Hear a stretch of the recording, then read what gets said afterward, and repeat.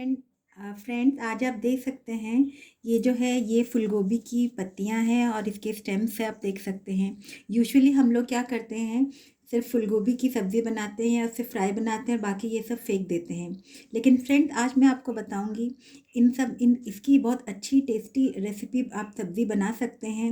और आपको पता होगा कि फूल गोभी की जो स्टेम्स है उसमें काफ़ी मात्रा में आयरन होता है और इसमें एंटीऑक्सीडेंट प्रॉपर्टीज़ भी है। सो हम लोगों को इन सबको फेंकना नहीं चाहिए, हम एक अच्छी सब्ज़ी बना सकते हैं। इसके लिए हम क्या करेंगे, पहले इसको छोटी छोटी बारीक बारीक टुकड़ों में काट लेंगे और इसको थोड़ा सा नमक डालकर प्रेशर कुकर में बॉईल कर लेंगे। देखिए ये गोभी के जो पत्ते और गोभी के जो स्टेम्स है वो बॉईल होने के बाद देख सकते हैं आप पूरे अच्छे तरीके से तैयार है। ये वही चीज़ है जो हम फेंक देते हैं। इसमें बहुत मात्रा में प्रोटीन है और कैलोरीज़ है एज वेल एज कितने टाइप के विटामिन भी हैं जो हमारे हेल्थ के लिए बहुत ही उपयोगी हैं। तो एक बार मैं आशा रखती हूँ कि इस बार फ्रेंड्स आप लोग इनको फेंकेंगे नहीं और इसकी करी बनाएंगे। और इसके लिए मैंने क्या किया आप देख सकते हैं, बारीक कटी हुई प्याज ली है, कुछ 5-6 लहसुन के फलियाँ लिए हैं, धनिया लिया है, एक टमाटर बारीक कटे हुए और एक बैंगन, हाफ बैंगन मैंने बारीक कटे हुए लिए हैं। यहाँ पर देखिए तवा गरम हो रहा है। तवा गरम हो जाने के बाद मैं थोड़ा सा 1 टेबलस्पून तेल डालूँगी। तेल अच्छे तरीके से गरम हो चुका है। अब हम ये लहसुन की फलियाँ को इसमें ग्रेट करके डाल देंगे। आप चाहे तो क्रश करके भी डाल सकते हैं।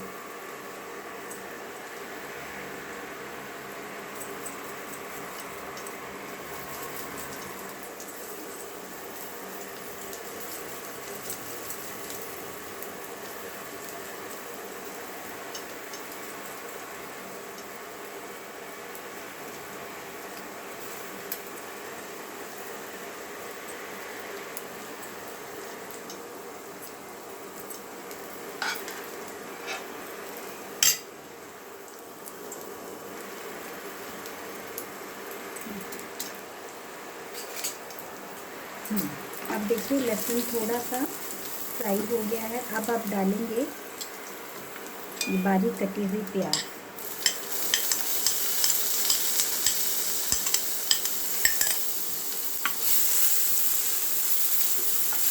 ये थोड़ा सा जब ब्राउन हो जाने तक इसको भूनेंगे। प्याज अच्छे से ब्राउन कलर हो चुका है।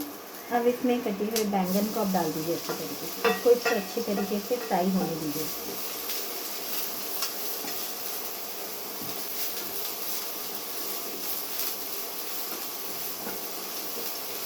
अब इसमें हम थोड़ा सा हल्दी पाउडर डाल देंगे, हल्दी और नमक।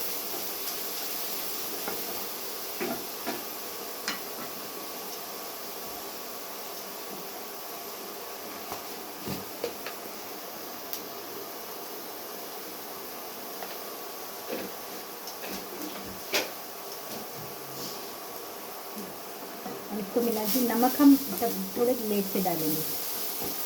देखते हैं हम बैंगन पक रहा है, लेकिन इसको और थोड़ा सा पकना ज़रूरी है, नहीं तो बैंगन कच्चा कच्चा लगेगा। थोड़ा इसको और पकाते हैं। इस बीच में आप देख सकते हैं यहाँ पर मैंने फ्राइड मूंगफली के दाने रखे हुए हैं। अब इसको थोड़ा पानी मिला के इसका एक पेस्ट बना के आप इस बीच में रेडी कर लीजिए। अब बैंगन अच्छे तरीके से पक गया है। अब इसमें आप टमाटर डाल दीजिए और इसको फिर सिम में मिक्स करके अब इसमें हम नमक डालेंगे, क्योंकि नमक डालने से नमक पानी नरम कर देता है और टमाटर जल्दी मिल जाएगा। अभी हम इसमें नमक डालेंगे। हमने जब गोभी की स्टेम्स को बॉईल किया था तब उसमें हमने नमक डाला, तो फिर नमक अभी हम सिर्फ इसी मसाले के लिए ही डालेंगे। अब इसको अच्छे तरीके से मिलने दीजिए और इसको कवर कर लीजिए ताकि टमाटर अच्छे तरीके से नरम हो जाए। ऐसे हम टमाटर भी अच्छे तरीके से मिल गया है बैंगन के साथ। अब इसमें आप एक कटी हुई जो धनिया है इसको डाल दीजिए और इसको मिक्स कर लीजिए। इसमें हम थोड़ा सा जीरा पाउडर और गरम मसाला डालेंगे।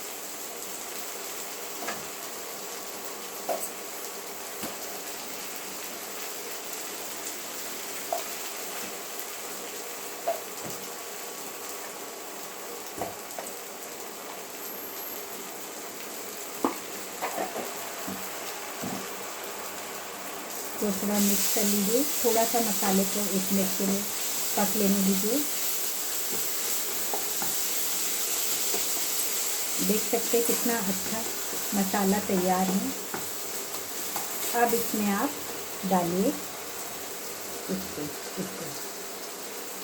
मैं पूरा नहीं डाल रही हूँ, बाकी मैं स्टोर करके फ्रिज में रख लूँगी।